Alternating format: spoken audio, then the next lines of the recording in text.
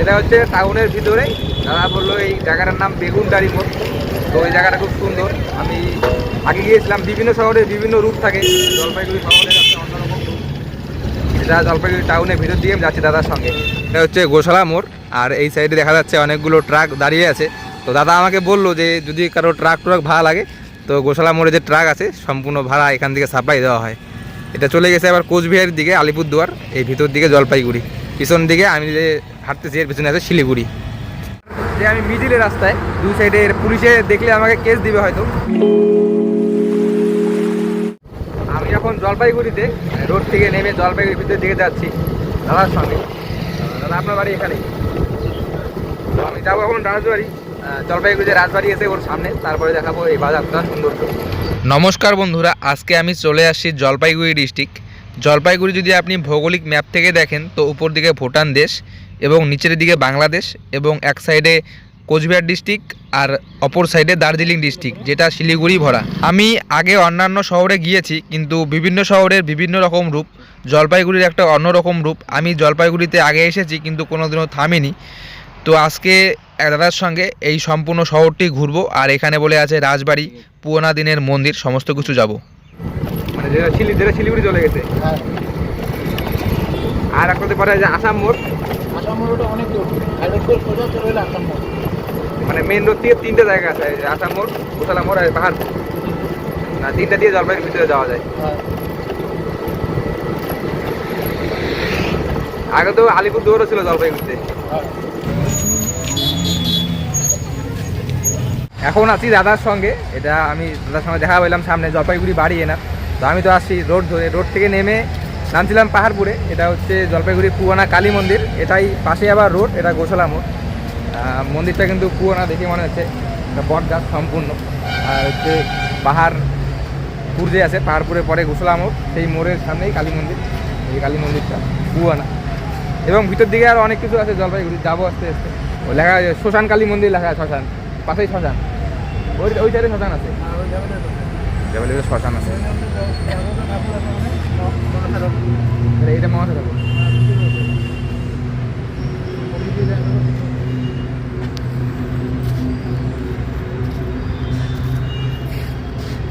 গাছের নিচে ছিল মহাশা ঠাকুর, আর এটা হচ্ছে মা কালী মন্দির, পুরানা মন্দিরটা। এখানে দান বক্স লেখা আছে। আবার বর্তমানে গেটটা বন্ধ আছে, হয়তো টাইম এদের নির্দিষ্ট টাইম ফিক্স করা থাকে, সকাল বা সন্ধ্যাবেলা খোলে। তো আমরা চলে যাবো আবার দাদার সঙ্গে রোড ধরে সেই টাউনের দিকে আর রাজবাড়ির দিকে। মন্দিরের পিছনের সাইডে যে ওই দেখা যাচ্ছে ওটা আবার শ্মশান আছে, ওটা মারোয়ারিদের শ্মশান। আর জায়গাটা একদম সুন্দর, শান্ত পরিবেশ। এই যে এবার রোড চলে গেছে, এটা আবার মা কালী মন্দির, পিছন দিকে আর মনসা মন্দির গাছটা।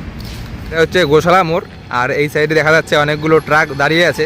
তো দাদা আমাকে বললো যে যদি কারো ট্রাক ভাড়া লাগে তো গোশালা মোড়ে যে ট্রাক আছে সম্পূর্ণ ভাড়া এখান থেকে সাপ্লাই দেওয়া হয়। এটা চলে গেছে আবার কোচবিহারের দিকে, আলিপুরদুয়ার, এই ভিতর দিকে জলপাইগুড়ি, পিছন দিকে আমি যে হাঁটতেছি এর পিছনে আছে শিলিগুড়ি। টাউনের মেন মার্কেটের ভিতর দিয়ে যাচ্ছে বাস।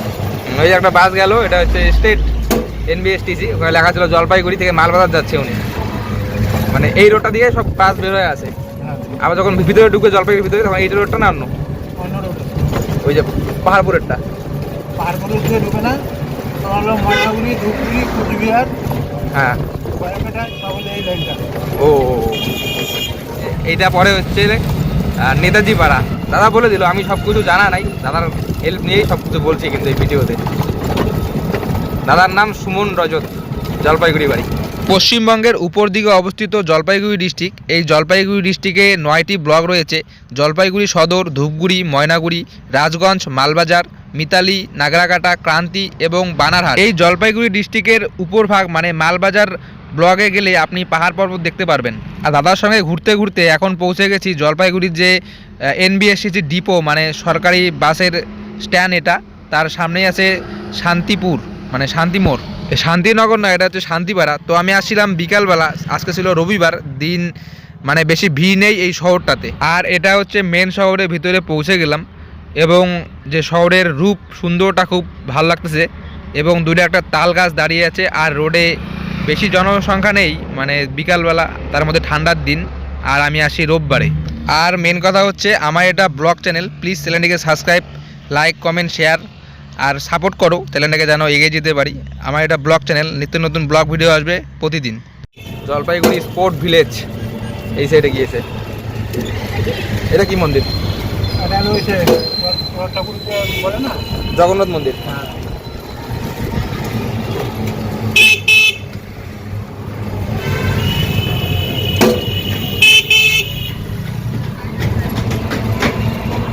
গ্লিসারি মোড়। এটা কি মোড়? গ্লিসারি। গ্লিসারি, এটা গ্লিসারি মোড় জলপাইগুড়ি। শান্তিনগর নাকি এটা বললেন? ওটা শান্তিপাড়া চলে গেছে। শান্তিপাড়া, তারপরে এটা গ্লিসারি মোড়। রবীন্দ্রনাথ দত্ত সরণি, জলপাইগুড়ির টাউনের ভিতর দিকে ঘুরছি। আর এই যে টাউনের গলি, এটা অন্যান্য যে শহর আছে ওই হিসাবে আজকের দিনে ভিড় কম, রবিবার বলে তাও মনে হয় ভিড় কম এই শহরটাতে। আমি অন্য শহরে গিয়েছিলাম, এত কম ভিড় পাইনি কিন্তু। এটা হচ্ছে টাউনের ভিতরে। দাদা বললো এই জায়গাটার নাম বেগুনটারি মোড়। তো ওই জায়গাটা খুব সুন্দর। আমি আগে গিয়েছিলাম, বিভিন্ন শহরে বিভিন্ন রুট থাকে, জলপাইগুড়ি শহরের একটা অন্যরকম রুট। এটা জলপাইগুড়ি টাউনের ভিতর দিয়ে আমি যাচ্ছি দাদার সঙ্গে। জলপাইগুড়ি হাই স্কুল কোথায় আছে? জলপাইগুড়ি হাই স্কুলের কি নাম জলপাইগুড়ি হাই স্কুলই না অন্য কিছু আছে? সোনালদা স্কুল আছে, আনন্দ মডেল আছে, এসবিআই স্কুল আছে। আনন্দ মডেল। আনন্দ মডেল। আনন্দ মডেল।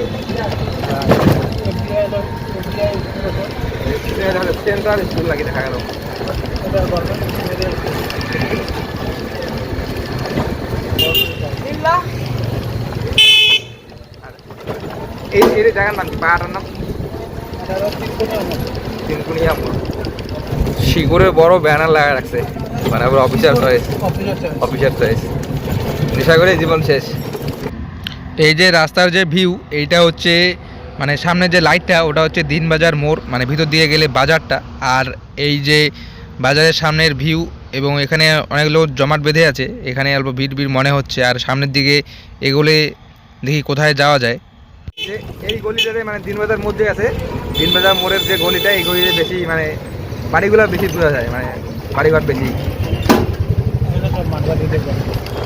এটা সব এর আশেপাশে বলে সব মারোয়ারিদের বাড়ি। আর পিছন দিকে একটা মসজিদ, তো মসজিদ তো এটা। যার যার যেমন ধর্ম, সেই ধর্ম কাটায় আমাদের। এটা কোন মোড়ে উঠলাম? দিনবাজার। এটা হচ্ছে দিনবাজারের রোড। ওই বিল্ডিংটা কিছু নাকি না, এটা বাড়ি একটা। কোনটা? এই বিল্ডিংটা সামনে শপিং মল। Shopping mall.